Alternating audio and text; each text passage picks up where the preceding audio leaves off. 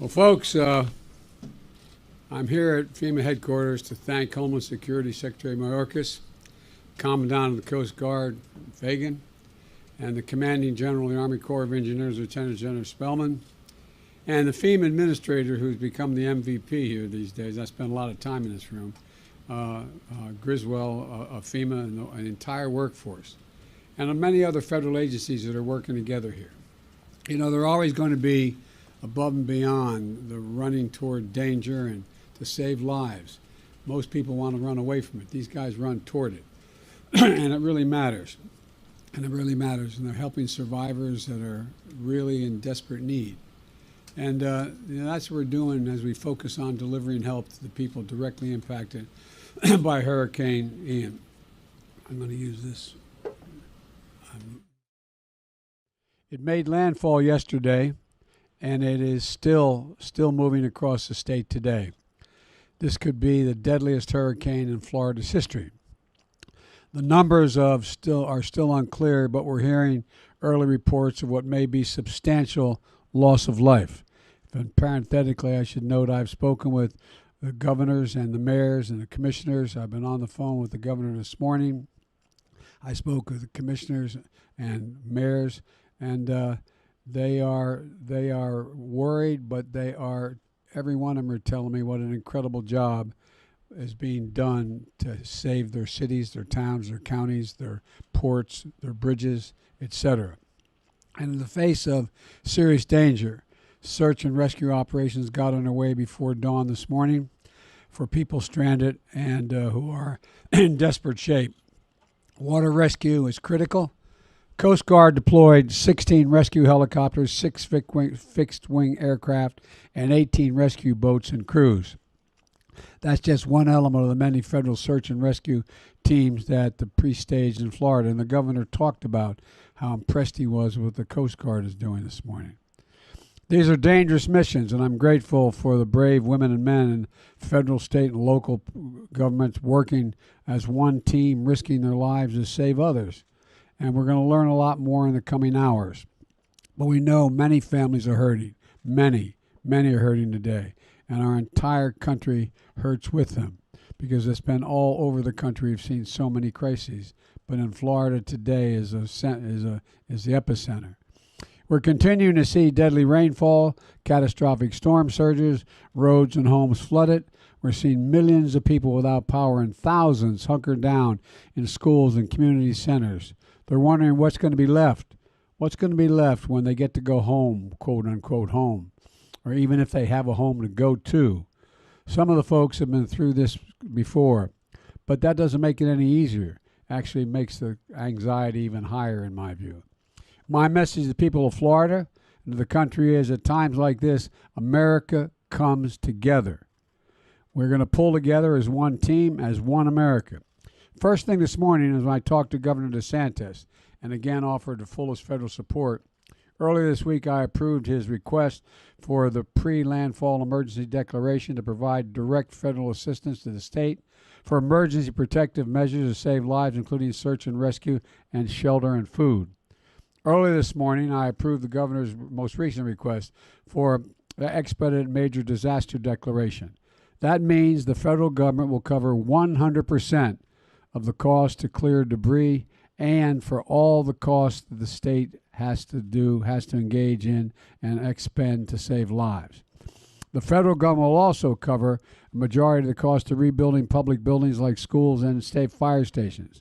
And folks in Florida who have destroyed or damaged homes, you don't have enough insurance. It means the federal government will provide individual assistance of $37,900 for home repairs, another $37,900 for lost property, for everything from automobile to a lost wedding ring.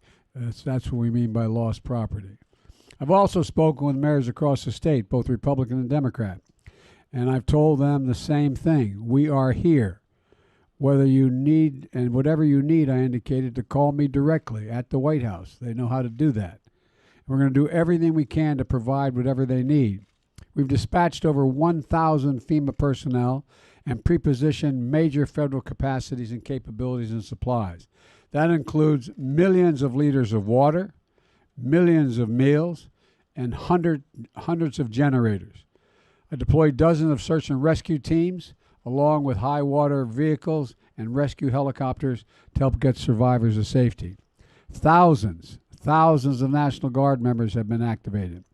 And in my direction, the Department of Defense is providing surge capacity on multiple fronts in support of FEMA's efforts. I also want to say again to everyone in Ian's path, the danger is real. To state the obvious, please obey all warnings and directions from emergency officials. And while the water is receding, don't go outside unless you absolutely have to. It's risky for you, and it impedes first responders from doing their job. I also want to say again to the oil and gas executives, do not use this storm as an excuse to raise gasoline prices or gouge the American public. The price of oil has dropped in recent weeks. The price of gas should be going down as rapidly. It's not.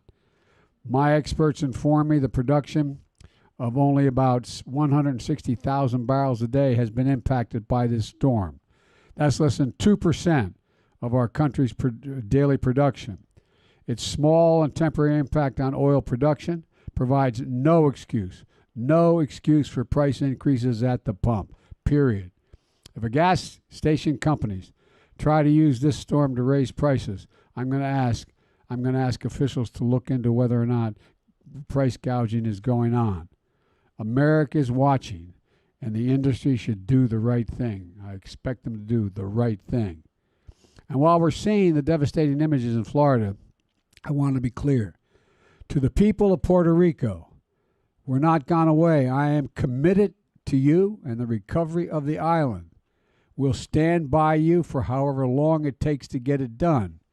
I know the folks here at FEMA and across the federal government are working nonstop around the clock. That's why finally, I want to thank the first responders, the National Guard, the Coast Guard, service members, and the search and rescue personnel who are working to get people to safety and to restore power, water, and phone lines. And I want to thank everyone here at FEMA and other federal personnel.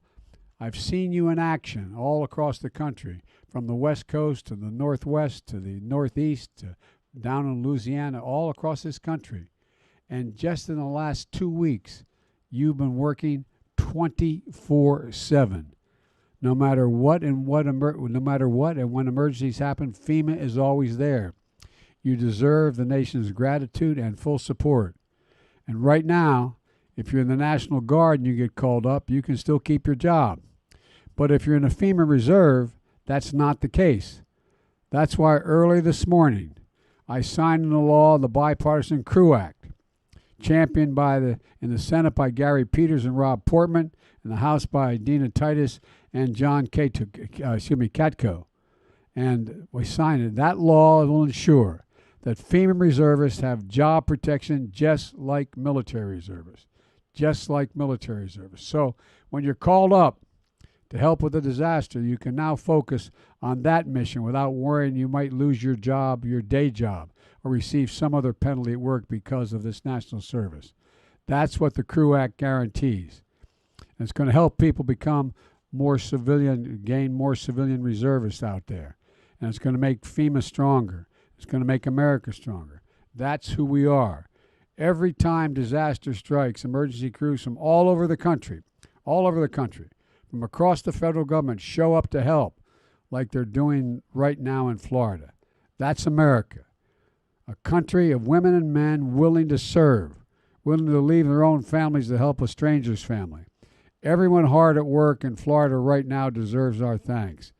And when the conditions allow it, I'm going to be going to Florida to thank them personally so we don't get in the way. I'll do our best. We're going to do our best to build Florida back as quickly as possible, but we're not going to be leaving. We're going to build it back with the state and local government. However long it takes, we're going to be there. That's my commitment to you. I want to now turn it over to Secretary Mayorkas.